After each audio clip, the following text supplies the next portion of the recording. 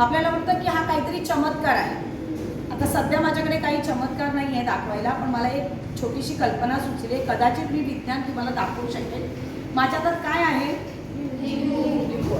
आणि हा आहे चाकू. ठीक आहे, मी आता ह्याला कापणार. आता ना ह्याला मी माझ्या तोंडावरती जिभेवरती त्याचा रस टाकणार.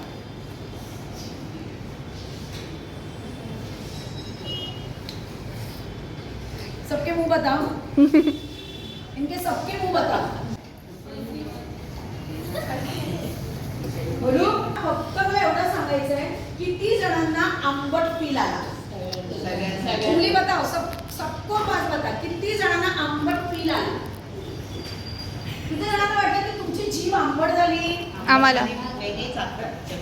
पण हा लिंबू हा आंबट आहे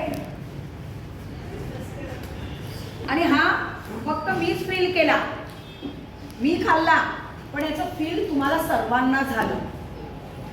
हेच आहे ढोंगी लोकांचं, साधू लोकांचं प्रयोग आपल्यावर केलेला. ते ना स्वतः करतात आणि आपल्याला हिप्नोटिझम करतात की तो फिलिंग त्यांच्या मनात जे वाटतं ना, ते फिलिंग ते तुम्हाला करून दाखवतात.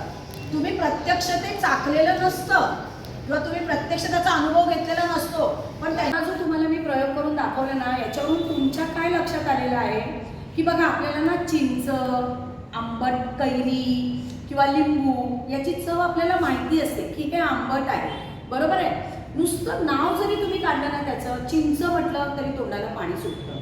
म्हणजे विज्ञानाच्या दृष्टीने सायन्स तुमचं काय सांगतोय की तुमची जी लाळ ग्रंथी आहे ती आंबट नावाने, कारण तुम्हाला त्याची चव माहिती असते ना बाळांनो की ते आंबट आहे, की लगेच काय होतं की पाणी सुटतं तोंडाला, आंबट पाणी सुटतं. आणि ते पाणी सुद्धा ना अगदी आंबट असल्यासारखंच जाणवतं तुम्हाला. खरं म्हणजे ते आंबट पाणी असतं का?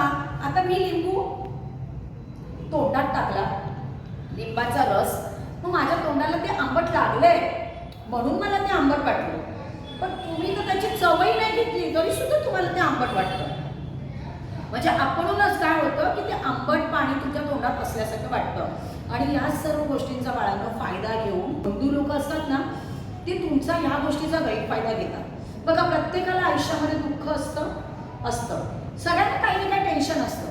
मग तो एखादा जादूगार येतो आणि तुम्हाला काय सांगतो, तू ना खूप मोठ्या टेन्शनमध्ये आहेस, तुला ना खूप मोठा त्रास आहे. आपण लगेच हाला हा मिळवतो. आणि मग ना तुझ्यावरती ना कोणीतरी नजर ठेवून आहे, तुझ्याच घरातलं कोणतरी तुझ्यासाठी वाईट चिंतय. आणि त्याही पुढचा प्रकार तो काय करतो सांगतो की तुझ्यावरती ना कोणीतरी करणी जादूटोणा केलेला आहे. आणि आपण लगेच या गोष्टीवर विश्वास ठेवून टाकतो, कारण प्रत्येकाला दुःख हे असतंच ना.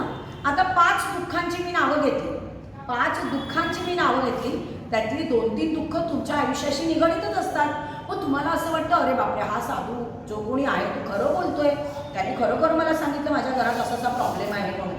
तो प्रॉब्लेम हे सगळ्यांनाच असतात. जसं या लिंबाची आंबट चव तुम्हाला माहिती आहे, तसंच त्या हिंदू माणसाला तुमचे सगळ्यांचे प्रॉब्लेम्स माहिती आहेत. त्याच्यातले 10-12 प्रॉब्लेम्स तुमच्या समोर बोलून दाखवतो आणि 2-3 प्रॉब्लेम्स आपल्या लाईफशी मॅच होतात आणि आपण त्याच्यावर विश्वास ठेवतो. आणि मग तो म्हणतो की मी ही करणी जादूटोणा काढण्यासाठी मी असं एवढ्या पैशामध्ये एवढी मोठी पूजा करू शकतो. मला याच्यावर किती विश्वास ठेवायचा आणि किती नाही ते तुम्ही ठरवायचं. तर आजच्या राष्ट्रीय विज्ञान दिनाच्या तुम्हा सर्व विद्यार्थ्यांना हार्दिक शुभेच्छा. धन्यवाद. आणि सिद्धी मॅडमनी मस्त प्रयोग करून आपला लिंबाचा आपल्या तोंडावाटी कशी लाळ ग्रंथी उत्पन्न होते आणि कसं आपल्याला फिलिंग होतं याबद्दल त्यांनी छान असं मार्गदर्शन केलं. आपल्याला तो प्रयोग करून दाखवला. याबद्दल मी सर्वांचे मनपूर्वक आभार मानते.